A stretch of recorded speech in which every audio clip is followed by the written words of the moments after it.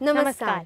आरोग्यशाहीमध्ये मी वैद्य नमिता आणि मी वैद्य भाग्यश्री आपलं स्वागत करतो. हिरव्या वनस्पतीचा, आरोग्य रक्षण करणाऱ्या वनश्रीचा. बाग असो किंवा बाल्कनी असो, काही औषधी वनस्पती घराघरात असायलाच हव्यात.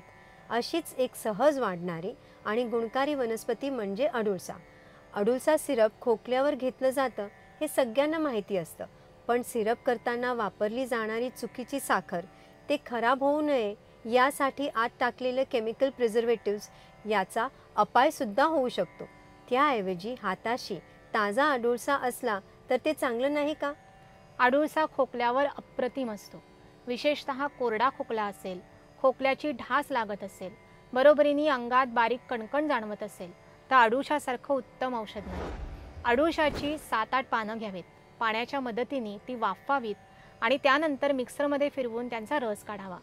1 चमचा अडुळशाच्या रसात 1 चमचा मध मिसळावा, 2 चिमूट पिंपळीचं चूर्ण घालावं आणि तयार झालेलं चाटण थोडं थोडं चाटण्यासाठी द्यावं. यामुळे छातीत दाटून राहिलेला कफ मोकळा होतो, पडून जातो आणि लगेचच बरं वाटू लागतं. दम्याचा त्रास असणाऱ्यांना सुद्धा हे चाटण लागू पडतं.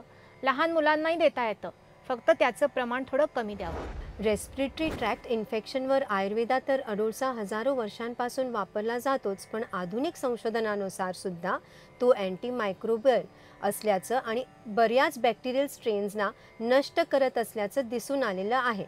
अशाच वेगवेगळ्या वनस्पतींचे औषधी उपयोग जाणून घेण्यासाठी पाहत रहा आरोग्यशाही लोकशाही मराठीवर.